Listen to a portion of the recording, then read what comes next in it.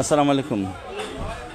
আমাদের একটি তথ্য সবাইকে শেয়ার করে দিতে হবে এবং আমাদের সাংবাদিক বন্ধুগণ যারা আছেন এবং রাষ্ট্রীয় দায়িত্বে যারা আছেন তাদেরকে একটি কথা গভীরভাবে উপলব্ধি করতে হবে যে আপনারা প্রত্যেকটি ক্ষেত্রে যে দায়িত্ব আছে সেই দায়িত্ব সুচারুরূপে সম্পাদন করবেন। দেশের সাধারণ একজন মানুষ, একজন অসহায় মানুষ, তাদের পক্ষে আপনাদের বরং শক্ত অবস্থান নিতে হবে, এই জন্য যে ইতিপূর্বে তারা তাদের অধিকার পায় নাই এবং দেশে ব্যাপক বৈষম্য সৃষ্টি হয়েছিল। সেই বৈষম্যের বিরুদ্ধে মানুষ চেষ্টা করে একটা জায়গায় এসেছে, সবাই আন্দোলন করে নাই অথবা সবাই ভূমিকা রাখে নাই, কিন্তু এটা সত্য যে আপনারা একটা ওয়াদার উপরে শপথ নিয়েছেন, একটা বিষয়ের উপরে শপথ নিয়েছেন যে আপনারা বৈষম্য দূর করবেন এবং সবার অধিকার সংরক্ষণ করবেন। অধিকারের ভিতরে আমাদের দেশের যেহেতু বেশিরভাগ মানুষ ধর্মভিত্তিক, ধর্ম মেনে চলে এবং বেশিরভাগ মুসলমান এবং ইসলামপ্রিয় মানুষ, এই মুসলমান এবং ইসলামপ্রিয় মানুষের ভিতরে যাদের অধিকার সুন্দরভাবে আদায় করতে চায়, এ ব্যাপারে আপনাদের সর্বোচ্চ সহযোগিতা করতে হবে। যদি না করেন তাহলে আপনাদের এই যে কার্যক্রম এটা ব্যাপক পরিমাণে প্রশ্নের সম্মুখীন হবে এবং আপনারা একসময় মুখ থুবড়ে পড়ে যাবেন। ইতিমধ্যে দেখা গিয়েছে যে যারা আপনাদেরকে একটু বেশি চাপ দেয় অথবা যারা একটু শক্তি প্রদর্শন করে, আপনারা সেখানে নতজানু হয়ে যান। আবার যারা ভদ্রতা দেখায়, ভদ্রতার কারণে তারা আপনাদেরকে বারবার বোঝানোর চেষ্টা করে, সেখানে আপনারা রিল্যাক্টেন্স দেখান। এটা আপনাদের নৈতিকতার ক্ষেত্রে বড় ধরনের অবক্ষয় এবং প্রশ্ন। এই নৈতিকতাহীনতা যদি আপনাদের চলতে থাকে তাহলে আপনাদের অবশ্যই আপনাদের দায়িত্ব থেকে সরে যেতে বাধ্য করবে মানুষ, সরে যেতে হবে। এখন তাইলে করণীয় কী?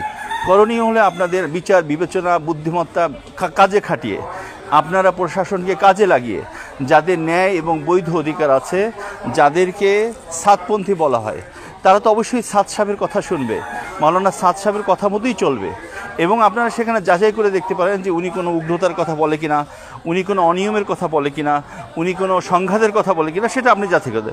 উনি যদি মানুষের সাথে সহনশীল আচরণ করেন, উনি যদি মানুষের সাথে নিজের অবস্থানকে পরিষ্কার করেন এবং উনি যদি মানুষের সাথে বিনয় প্রকাশ করেন, যে একটি কুচক্রী মহল বলেন অথবা স্বার্থান্বেষী মহল বলেন, যারা এটা করতে চাচ্ছে যে তারা একজনের ধর্মীয় অধিকারকে চেপে ধরবে এবং ধর্মীয় অধিকারকে নষ্ট করবে, সেক্ষেত্রে আপনারা যদি তাদেরকে সহযোগিতা করেন তাইলে আপনি জালেমের।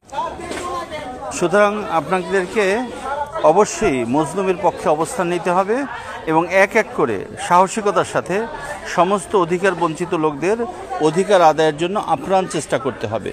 যদি আপনারা অধিকার বঞ্চিত লোকদের জন্য আপ্রাণ চেষ্টা করবেন, সকল অধিকার বঞ্চিত লোকগণ যারা অধিকার থেকে বঞ্চিত হয়েছিল তারা আপনাদের জন্য দোয়া করবে, তারা আপনাদের সাথে থাকবে এবং একটি অধিকারপূর্ণ সমাজ প্রতিষ্ঠিত হবে। এক্ষেত্রে আপনারা কারোই পেশি শক্তি, কারোই দলের শক্তি, সংখ্যার শক্তি, অন্য কোনো থ্রেট দেওয়ার শক্তি, এগুলিকে বিবেচনা করতে পারবেন না। এটা কোনো বিচক্ষণতা না। আপনি ন্যায় অন্যায়ের বিচার করেন, আপনি একজনকে অধিকার দিচ্ছেন আর একজনকে দিচ্ছেন না। পারলে আপনি সাদ সাহেবের ব্যাপারে একটা লিগ্যাল এলিগেশন দেখান যে উনি কোনো অন্যায় করেছে, কোনো ফৌজদারি মামলায় অপরাধী হয়েছে, কোথাও হয়েছে দেখান। পারবেন না। উনি কোনো কথাই ভুল করলে সেটা যদি উনি সরি বলে উইথড্র করে তাহলে সেখানে আর কোনো অবকাশ নেই তাকে ধরার জন্য। সুতরাং ওনাকে আসতে না দেওয়া, ওনাকে কথা বলতে না দেওয়া অথবা ওনার অনুসারীদেরকে ধর্মীয় অধিকার আদায় করতে না দেয়া, এটা বড় ধরনের একটা জুলুম নির্যাতন। এটা থেকে অবশ্যই আপনাদেরকে নিজেকে প্রত্যাহার করতে হবে এবং ওনাদের অধিকারটা নিশ্চিত করতে হবে। আমার মনে হয় যে ওই অল্প কথার ভিতরেই আপনারা মেসেজটা পেয়ে গেছেন এবং যারা এর পক্ষে আছেন তারা ব্যাপকভাবে আপনারা মতামত গঠন করেন যে এটা কোনোভাবেই মেনে নেওয়া সম্ভব না। আলোচনা যেখানে শেষ হয়ে যাবে আপনি মনে করবেন সংঘাত সেখানে শুরু হবে। সুতরাং আলোচনার পথ খোলা রাখতে হবে এবং অধিকার আদায়ের রাস্তা সবসময় সহযোগিতার সাথে দিয়ে দিতে হবে। এটাই হলো বুদ্ধিমত্তা, এটাই হলো ভদ্রতা, এটাই হলো সাম্য, এটাই বৈষম্যের বিরুদ্ধে। ধন্যবাদ সবাইকে।